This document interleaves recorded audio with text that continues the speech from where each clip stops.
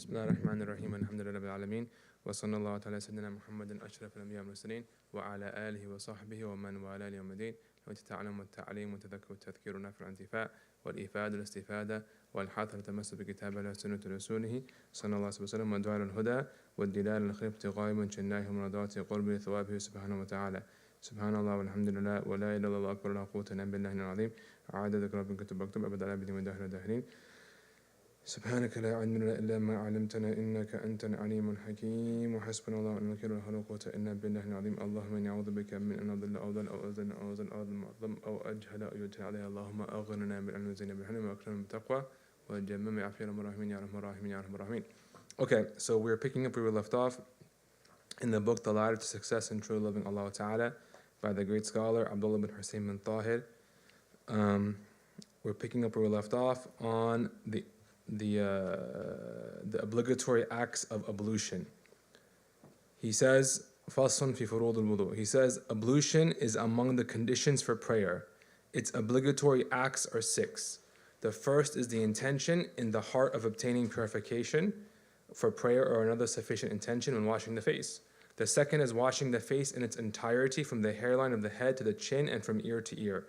One must wash all hair and skin except the inside of a man's beard and sideburns when they are thick. The third is washing the arms, including the hands and forearms, and including the elbows and whatever is upon them, like forearm hair. The fourth is wiping the head or a part of it, even a single hair within its area. The fifth is washing the feet up to and including the ankles or wiping the khuf, provided the conditions for wiping are met. The sixth is ordering them, the obligatory actions, in this way. Okay, so he's talking today about the integrals for wudu. The integrals for wudu. And wudu obviously is a condition for prayer. Most Muslims know that in order to pray, you must have wudu. And it's also conditioned to various other forms of worship, like tawaf, like holding a mushaf, for example. And it's also sunnah to have wudu during various times as well, such as when you're reading Quran, when you're reading hadith, when you're holding books of knowledge, when you're, for example, in the masjid. In general, Muslims should always be in a state of wudu. So wudu is, as the Prophet said, he said, huwa al-tahara miftahu salah. He said, purification is the key to prayer, meaning it's what opens the door to prayer. You need it in order to enter into salah and enter into this sacred form of worship between the believer and Allah Ta'ala. Between the believer and Allah Ta'ala. And it's incredibly important. It's incredibly important. Wudu, it's narrated that wudu, as the drops of water fall off someone's limbs when they make wudu, so do the sins associated with that limb. So as for example, as they wash their face and the water droplets fall off their face, it wipes off the sins associated with those limbs, or as it falls off their arms or their feet, and so on and so forth. And furthermore, perfecting wudu is a noble thing. So some people, for example, they complain about, or they're concerned with having, for example, presence with Allah Ta'ala in salah. Tamam? Well, having presence in wudu, perfecting in wudu, is a key to having presence in salah. And wudu in and of itself is a form of worship. It's said when Imam Shafi'i passed away in Egypt, one of the people who gave his eulogy, or who spoke well about him after he passed, was said in Nafisa, she said, Rahimallahu Shafi'i, kana yutqin al-wudu, or kana yuhsin al-wudu. May Allah have mercy upon Imam Shafi'i, he used to perfect his wudu. Out of everything he did, Imam Shafi'i, right? He wrote so many books. He taught so many students. So much of the religion, in terms of codification, is due to his work. In hadith, in fiqh, in usul al-fiqh, in lugha, in the Arabic language, many, many things. And so she said, and he was someone who worshipped Allah greatly. He used to do 2 khatams of the Quran every single day, right? And so this is a great man. And she says about him, all she says about him is, Allah have mercy upon him, he was really good at making wudu. His wudu was really good. He's had perfect wudu. He's present with Allah, did it perfectly, followed the sunnahs. And so it shows you that doing wudu well is not to be taken lightly.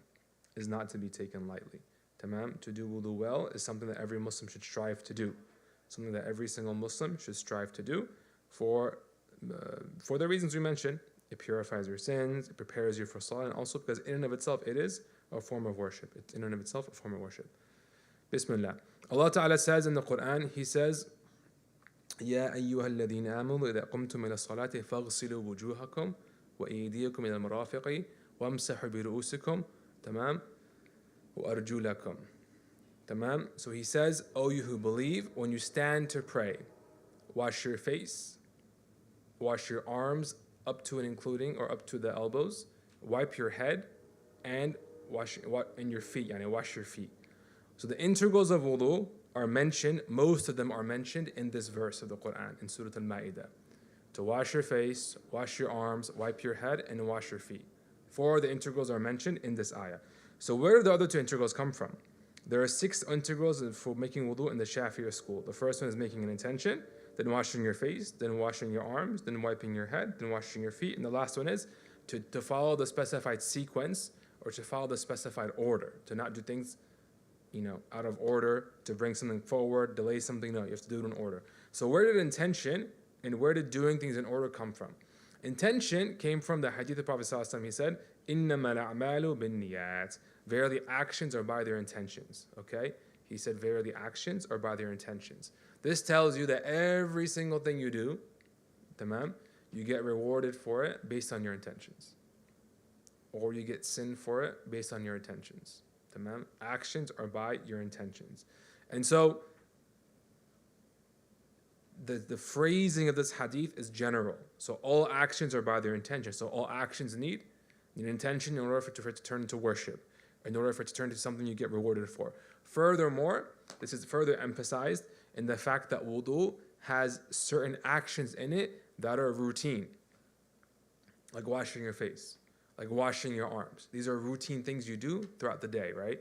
You might wake up from bed and you want to wake yourself up, and so you wash your face. You wash your hands before eating. You wash your hands after. You wash your hands when they're dirty. You wash your face when you're hot. So these actions are oftentimes also routine. And so to distinguish your routine actions from your acts of worship, okay, not just for reward, but also just to distinguish your actions from routine actions from your acts of worship, an intention is required. And so because of the hadith and these general principles we mentioned, tamam, an intention, making a sound intention was made, is made an integral in wudu. Tamam, is made an integral in wudu as well. Lastly, in terms of tartib or the order or the sequence, it's made an integral for various reasons. The first one is, tamam, the hadith Prophet said, Ibda'u bima bada Allahu bih. Okay, he said, begin with what Allah has began with. And so in the verse of the Quran, what did Allah begin with? Washing your face. So if you began in the verse with washing your face, that means what? That means start in that order as well. Start in that order as well. Tamam. Furthermore, in the ayah, if you notice in the ayah, everything is mentioned sequentially. Alhamdulillah. Everything is mentioned in order. To wash your face, wash your arms, wipe your head, and wash your feet. Tamam. And the way linguistically the ayah is structured, okay, Allah mentions to wash 2 limbs, then to wipe one, and then to wash a third one. So because He inserted a wiping of a limb between 2 washed things, the structure of the ayah linguistically tells you what? That sequence is important. Because typically when people speak, especially Arabs, tamam, like eloquent speech is such that you list things categorically. So you would say, for example, like let's say for example, right? Like if this ayah, if we were to list it the way people normally list things, we would say, wash your face, your arms, your feet, and then wipe your head, for example, right? Just like how naturally if someone was to give someone a list of things to do, right? You do it categorically. You wouldn't say like, okay, first go to the store and then buy vegetables and then buy rice and then go back and buy fruit and then go and get milk. No, you would do it in a way that's structured and it's categorized. So because Allah Ta'ala inserted the wiping of the head between washing 2 limbs and didn't mention 3 washed limbs and then 1 wiping in that way, because He inserted it between 2 washed limbs, it alludes to the fact that the sequence is important. The sequence is very important.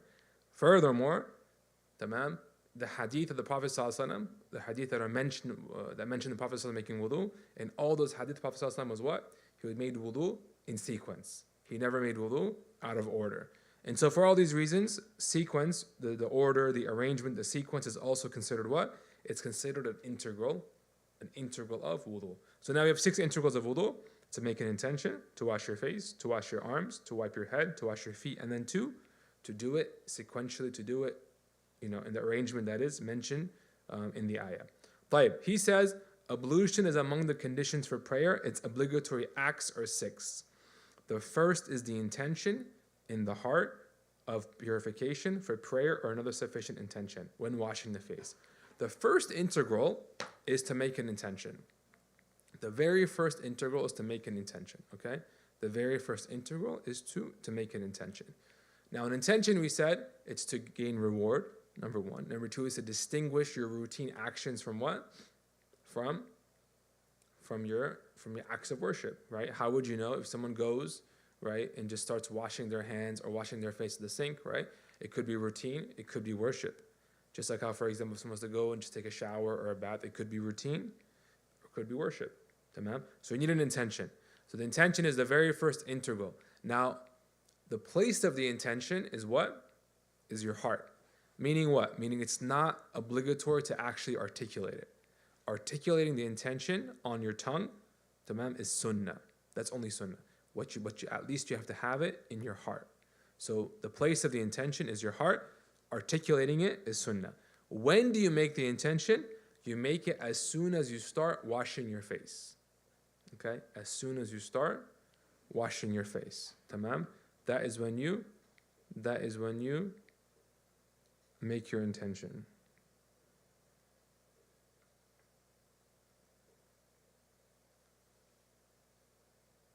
Okay, so in this section, he only mentions the integrals of wudu. He doesn't mention the sunnahs. But let's say someone decides to only do the integrals. They want to go straight, just do it, the bare minimum wudu. It's these 6 things: to make an intention, to wash your face, to wash your arms, wipe your head, wash your feet, and do it in that order. So you would take water, and as soon as you start washing your head, tamam, as soon as the water touches your head and you start washing it, you make your intention. Tamam? That's when you make your intention. Okay? So, for example, if someone before decides to do the sunnahs of wudu, for example, they wash their hands first, they rinse their mouth, they rinse their nose, they use siwak, for example, right? After all of that, when they start to wash their face, that's when they make the intention. Now, you don't have to drive yourself crazy and time it, drive yourself crazy as to when the water exactly touches your head. Just do it naturally. Whenever the water touches your head is when you make your intention. And the intention you want to make is what? In Arabic, you can say, nawaytu at-tahara lis-salah, or nawaytu al-wudu. Okay? I intend to purify myself for prayer, or I intend to make wudu. All these count. Okay? I intend to purify myself for salah, nawaytu at-tahara lis-salah, or I intend to perform wudu, nawaytu al-wudu. Tamam? All these count. Okay? So you make that intention when you first start washing your face. Okay? And it's important to do it as soon as you start washing your face. Why? If a portion of your face is washed before you make the intention, you have to go back and wash that portion of your face.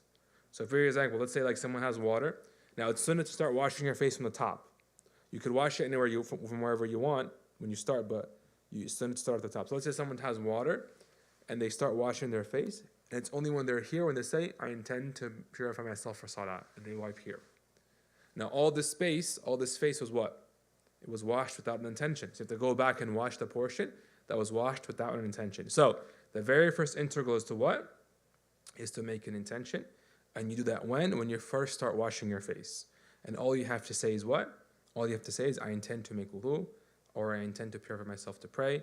Nawaytu at-tahara lis-salah, or nawaytu al-wudu. That's enough. That's enough of an intention. Okay? That's enough of an intention. Saying it is sunnah, having it in your heart is what's obligatory. To have it in your heart at least. Okay? To say it in your heart. Okay, the second integral is to wash your face. He says the second is washing the face in its entirety, from the hairline of the head to the chin and from ear to ear. One must wash all hair and skin except the inside of a man's beard and sideburns when they are thick. So now he's saying you have to wash the entire face. Like the ayah said, فَاغْسِلُوا وُجُوهَكُمْ, wash your faces. Tamam?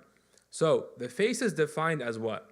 It's defined as where someone's hairline usually ends. We say usually because some people, like their hairlines are really far back or their hairlines are really far forward. Tamam? So where someone's typical hairline typically starts or ends, tamam, right here, until the chin. And from ear this little protruding part of the ear right here, not the ear, not the fleshy part, the protruding part, right by your sideburn to your ear. That's your face. So from hairline to chin, and from ear to ear. And everything in between has to get washed. So notice underneath your chin is not part of your face. The fleshy part of your ear is not part of your face. Your hair beyond the hairline is not part of your face, okay? Those are technically not part of your face. So you have to wash from here to here and from here to here and everything in between. Skin and hair, meaning all the skin has to get washed. All the hair has to get washed. All the skin under the hair has to get washed. So your eyebrows and what's under your eyebrows. Okay, for example, the crevices in your eyes, water has to get in there. So if someone has something in the crevices of their eyes, like when they wake up, for example, if someone wakes up sometimes, there is matter, there is substance in their eyes, you have to get that out, tamam? Or if someone has something on their skin blocking the water from getting to it, like paint or mud or something, you have to get it off, okay? So you have to get water everywhere. You have to get water everywhere, okay? Now, the only thing that's excluded is what? Is a male's beard, a man's beard. So if a man has a beard, tamam, they're excused, and the beard is thick, they're excused from having to get water inside the beard to the skin underneath. So what's considered a beard? That's the first question. The beard in the Shafi'i school, in linguistic and Arabic even, right? The beard is considered the hair on your chin. The lihya, or the beard, is the hair on your chin, okay? The hair on your chin. So the person's beard, the male's beard, which is the hair on their chin, if that hair is thick, what's considered thick is normal conversing distance. If someone looks at you and they can't see the skin underneath, tamam, your beard is considered thick. So if your beard is considered thick, so normal conversing distance, you look at the person, you can't see the skin underneath, right? Their beard's thick, then they don't have to get water underneath. It's enough just to get water over it, okay? Whereas if it's thin, water has to get underneath. You have to make sure water gets underneath, okay? You have to make sure water gets underneath. Furthermore, he says in the book for you guys, except the inside of a man's beard and sideburns when they are thick. So I don't know if sideburns is the right word for this, but in Arabic, what we're talking about here is the aridain. It's called the aridain in Arabic. Basically, your beard is what's on your chin, and then your aridain is what's the hair along your jawbone. The hair along your jawbone is called an aridain. So it starts from about your ear and goes along your jawbone, okay? So that hair, tamam, if it's thick as well, then you don't have to get water underneath, okay? The same criteria for being thick. Someone can't see inside can't see the skin underneath, okay? So that means hair on your cheek, for example, hair on your cheek, your mustache, this part right here is called an anfaqa, under your lip, right here is called an anfaqa, that part, for example. Someone might have, eyebrow hair, I don't know, like get creative. Someone has forehead hair, whatever they have, right? Any other hair on your face that you have, tamam, other than a male's beard that's thick and a male's aridain, the hair on their jawbone that's thick, the water has to actually get underneath, it has to get inside, okay? Now, some people, once they hear that, they panic. How do you know water gets inside, okay? Well, the truth of it is, as long water, the substance of water is very it's a liquid. It gets into any crevice and any sort of hole. So all you have to do really is just make sure you wash yourself, use enough water, and make sure you just use your hands to manipulate the water, rub it over your hair, your eyebrows, and everything, and it'll get there. It'll get in there. Wash your face 3 times, and rest assured, by washing your face 3 times and rubbing, water will get everywhere, okay? In general, the principle is if you follow sunnahs of wudu, you can rest assured everything that should be washed is going to be washed, okay?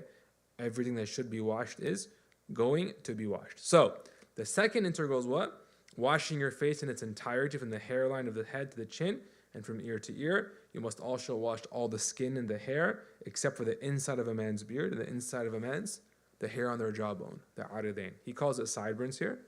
But I always thought sideburns was just this. But anyway, the hair on your jawbone, okay? The hair on your jawbone, okay? So notice your mustache, hair on your cheeks, your eyebrows, your eyelashes, all those, and the hair, while the skin underneath has to get wet. Now, your nose, notice your nose, the inside of your nose and the inside of your mouth are not obligatory to wash in wudu. Okay, they're not obligatory to wash in wudu in the Shafi'i school. They are obligatory to wash in some other schools, but not in the Shafi'i school. You don't have to wash the insides of your eyes. Okay, pretty obvious, right? You don't have to like make sure water gets inside your eyes. You're okay with that, right? So you just have to wash the outside of your face. But in order to make sure you've washed your entire face, what do you have to do? You have to wash a little bit of your head. It's only natural, right? The only way you can be 100% sure you washed your entire face is how? By going over the boundaries of your face. It makes sense, right? I mean, you can't exactly cut off right at the boundary. It's very difficult.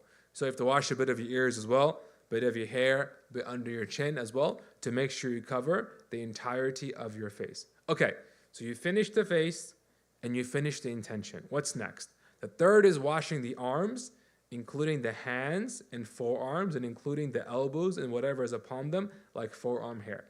So when it comes to your arms, tamam, it's sunnah to wash, or it's obligatory to wash the entire arm, including the elbow.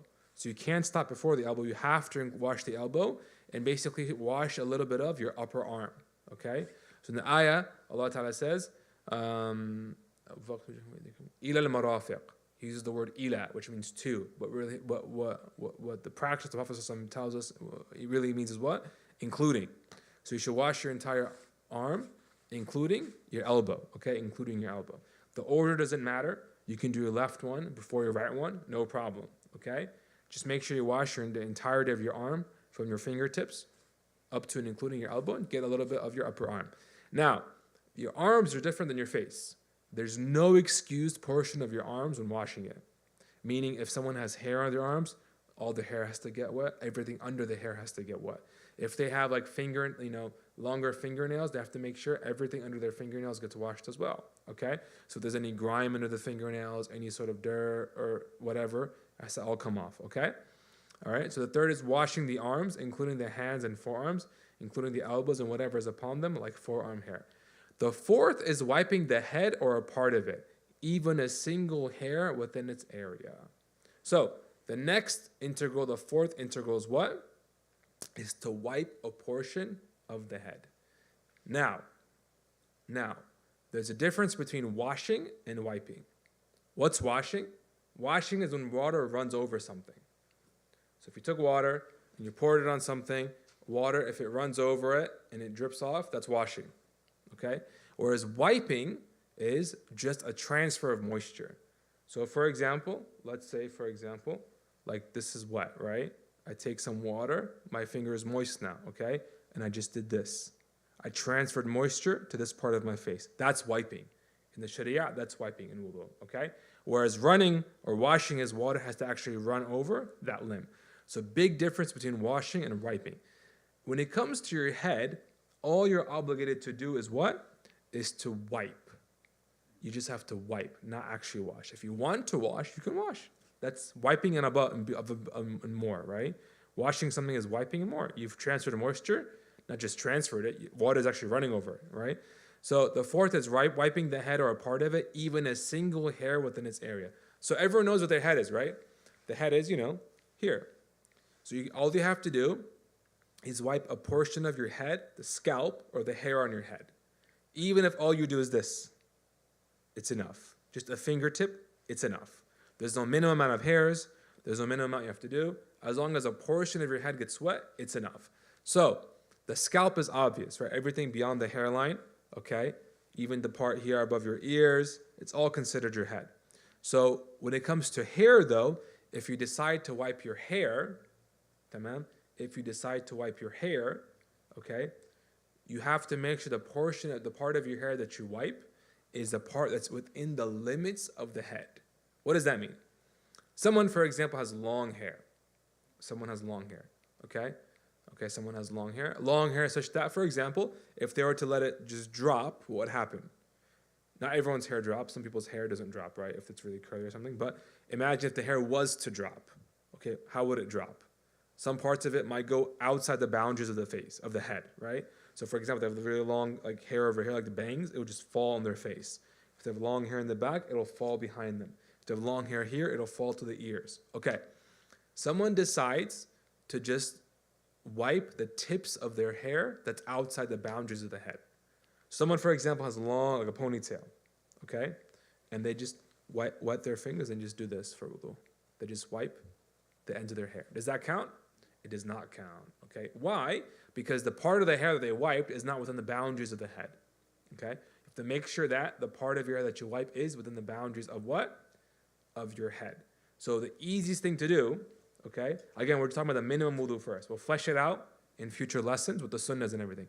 The minimum wudu, right, is literally someone just wets the fingertip and, just gets it and they're done.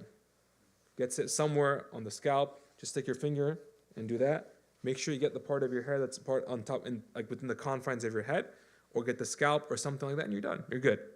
You're done. You're good. Okay? That's the minimum. To wipe a part of the head, tamam. He says wiping the head or a part of it, even a single hair within its area. That's all that you need. That's all that you need. Okay? It's quite convenient for someone, for example, who's making wudu somewhere where wudu is sometimes difficult to make. You're somewhere where there's not, the proper facilities.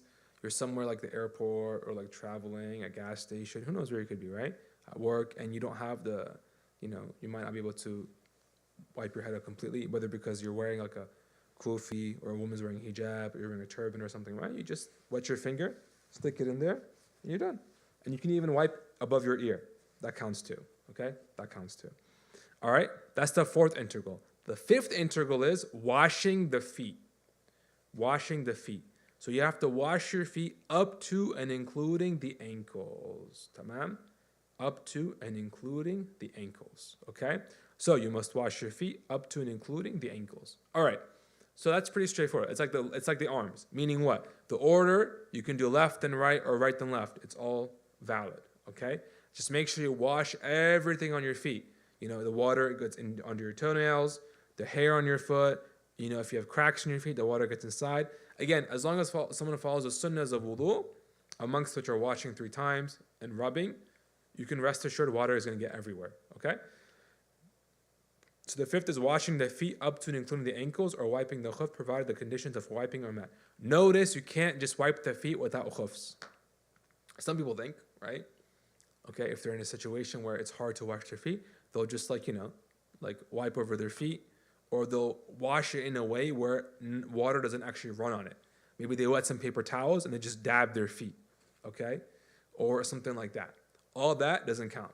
To actually make sure water runs over your feet. Tahir, he says you can wipe over khufs. So khufs are a form of socks. In actuality, in the Prophet's time, the khufs were something that were not quite socks, not quite shoes. Okay? Meaning what? Almost like house slippers, right? You wouldn't call house slippers shoes, and you wouldn't call them socks, right? You wear them to do things around the house, okay? Maybe you go outside even check the mail with them. Adi, right? So khufs were kind of like that. There were things they wore, tamam? Imagine if someone, for example, let's say we all went on a trip together. All of us decide to go, we're going to go hiking, right? Or camping or something, all right? Once we get to our campsite, what do? They would take off their shoes, and they'd be wearing their khufs and just do like basic chores. Tamam? Wearing their khufs. Like getting firewood, starting a fire, cooking, whatever. Basic things, right? Which tells you what? They're not quite socks. Because socks, if you did that in socks, what's going to happen? You probably bust open your socks. Tamam? You probably rip open your socks, or did you get, they just wouldn't, the integrity of the sock would be compromised because they're not intended for stuff like that. Unless maybe you have really good quality like mountaineering socks or something like that. Tamam? The point is, so khufs are a form of socks or a form of shoes, some form of footwear, we'll say, tamam, that you can wipe over if certain conditions are met. You can wipe over them if certain conditions are met. Tamam? If certain conditions are met. Okay? Generally speaking, tamam, a lot of dress socks, most dress socks, like pantyhose, stockings, maybe even a lot of athletic socks, they probably won't fulfill the conditions of khufs. Okay? Why is that? Because, tamam, some of them, the major conditions of them are what? They cover the entirety of the foot, the part of the foot that needs to be washed. Meaning what? The entire foot and the ankle, number one. Not all socks do that. Number two, tamam, the khufs must also be what? They must also be like waterproof. Tamam? It doesn't even have to be plastic. It just means that if you pour water on it, your foot doesn't get wet. Okay? And number three, the khuf must also, the integrity of the khuf must be such that it's durable. Like we mentioned earlier, right? They used to wear at their campsites while they were traveling. So like a simple dress sock isn't going to cut that. Okay? And the fourth condition is you have to put on your khufs while you have wudu. Okay? So you have to put on your khufs while you have wudu. Okay? So you can wipe over khufs, tamam? You can wipe over khufs if certain those conditions are met. طيب. And the last integral of wudu is what? Is to do everything we mentioned in order. Do everything we mentioned in order. If you mess up the order, your wudu is invalid. Meaning what? Someone decide to start with their feet, then wipe their head, then wash their arms, then wash their face. Completely backwards. Is their wudu valid? No, it's not valid. What do they have to do? They can start over, or they can just after they wash their face, wash their arms, wipe their head, and wash their feet. Okay? So if someone starts wudu, the first action that's asked of them is what? To wash their face. The second action that's asked of them is what? Wash their arms. So if they mess up the order, let's say they wash their face and they're like, I'm going to wash my feet now. And they wash their feet. Okay? What do we tell them? We tell them, look, what's being asked of you right now is what? To wash your arms. So go back to washing your arms. The face washing counts because you started with that. It's in its proper place. But your feet washing, no, that's not number 2. That's number what? It's number 5, right? Or number 4, I guess. Amongst the limbs, number 4. Amongst the integrals, number 5. Tamam? So, if someone starts with their face and makes an intention and decide to go against the order and wash their feet first, we'll say, no, wash your arms now. Then wipe your head and wash your feet. Okay? So every time someone goes against the order, we default to what is being asked of them. For example, they wash their face, they wipe their head, they wash their arms, they wash their feet. Okay? So they've washed their face. Is that in the right spot? That's in the right spot. What do they do next? They wipe their head. Is that in the right spot? No, it's not. Then they wash their arms. Is that in the right spot? It is, right? Because they did it after washing their face, so it counts. Then what do? They wash their feet. Is that in the right spot? No. So what do they have to do now? They have to go back to their head, right? Because the face washing was in the right spot, it was number 1. The arm washing was in the right spot because it was after the face washing. But the washing of the wiping of the head and the washing the feet was completely out of order. So they have to go back to what? Wiping their head and then washing their feet, and their wudu counts. Okay? So the order is important. The order is not obligatory in all schools. In some schools, the order is not obligatory, like the Hanafi school, for example. They don't have to follow the order. But in the Shafi'i school, it is an integral of a proper wudu. It is an integral of proper wudu. Okay? So with that said, we'll stop here until we know now the minimum wudu. The minimum wudu is what? You make an intention while you wash your face. You wash your face completely. You wash your arms completely. You wipe your head. Even just like a fingertip is enough. Okay? You wash your feet completely, and you do it in that order. And you're done. That is the absolute minimum wudu. Now there are a lot of sunnahs of wudu that we'll get to inshallah to flesh out your wudu. Tamam? And the nature of the Shafi'i school is that if you make wudu in salah specifically, but almost all their acts of worship, if you do it with the sunnahs, then your act of worship is valid according to all the schools. Okay, so the Imam Shafi'i, the way he built his madhab, the principles he took when deriving law, was that anything that scholars differed upon. So if he felt that this thing isn't obligatory, but another of the great imams thought it was obligatory, he would just make it sunnah. So because of that, following the sunnahs of wudu, following the sunnahs of salah, the sunnahs of fasting, all these sunnahs of our worship, tamam, they're important. Why? Because in the Shafi'i school, if you follow those sunnahs, you get rewarded, but also your prayer, your fasting, your wudu, everything is now valid according to whom? All the madhabs. Okay? So with that said, we'll stop here, take any questions, and then we'll resume bi'idhnillahi ta'ala. This is actually our last class until after Ramadan, inshallah. Okay? Until after Ramadan. Because in Ramadan, there's Ramadan programming and Al-Maqasid, and that'll just, we have Tarawih and everything. So we'll resume, inshallah ta'ala, after Ramadan, after Eid, bi'idhnillahi ta'ala. Okay? Yes?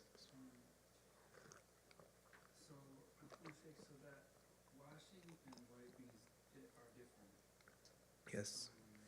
With regard to the feet, I'm not sure the best way to articulate what I'm going to ask, but basically, when I learned when doing washing my feet, I would have my feet under running water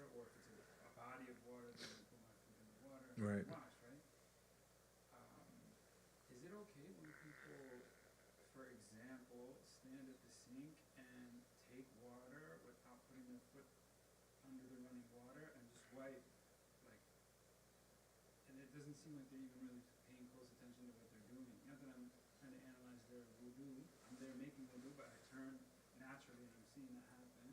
Yeah. And I'm concerned about that. So someone's asking, some people when they wash their feet in the sinks, for example, they might not be too particular about making sure, how they do it. He said maybe they just take water with their hands and run it over their feet. As long as the water is running on their feet, it's enough. So even if you cup water with your hand and you just pour it over your feet, it works. Water's run over it. It's washed, okay? If they just wipe, they just like moisten their hands and that doesn't count, obviously. But if it's just, if they're cupping water with their hands and they just putting on their feet, it absolutely counts, right? You'd be surprised how little water you need to actually make things washed. Tamam? It's very, very possible, tamam? It's very, very possible to make a complete wudu with all its sunnahs with just a bottle of water. Like, what is it, like half a liter or something? Very possible. Yeah, so you don't need copious amounts of water. You just need technique. Yeah. Yes. We have a question from online. Sure. If socks are wet or water resistant but not waterproof, is that sufficient? I.e., the feet don't get wet but they get more/cold. The most important thing, so the person online asked is water resistant socks enough? Do they have to be waterproof? So I don't know the exact difference in terms of terminology between waterproof and water resistant, but I will tell you that in the Sharia, you just have to make sure the socks, if you pour water on them, you don't feel that your feet don't get wet. Your feet might feel cold, right? But they don't get wet, that's fine. As long as your feet don't get wet, you're good. Okay? Yeah. Sure. When taking wudu with shoes/clothes on, you remove your shoes when you pray. Oh, so the person asked, if you do make wudu with your khufs on, can you take them off when you pray? No, you cannot. That cancels out the point of wearing them, right? So if you decide to take the track or the route of making wudu over khufs, okay, you cannot take them off to pray. Because why? Then you have to wash your feet, right? You've invalidated or you've negated the point of wearing khufs, okay? You have to wash your feet now, okay? So this is a good point, right? A lot of shoes can meet the criteria of khufs. A lot of shoes can meet the criteria of khufs, for example, okay? If someone decides to wipe over their shoes for that reason, to treat them as khufs, tamam, if they are, of course, meet other conditions, they can do that, but you can't take them off when you pray. Which means what? Tamam. You can't pray in a masjid with them, right? You can't walk into the masjid with your shoes. But let's say, for example, right? Someone, okay, is just out and about, traveling, okay? On a road trip, stop at the gas station to pray, stop at the restaurant to pray, whatever it is, right? Or out and about in the city, about their business.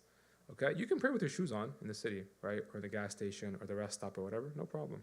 Right? No problem. Just make sure that if you do decide to, wear khufs, you pray with your khufs on. Because once you take them off, then you have to wash your feet.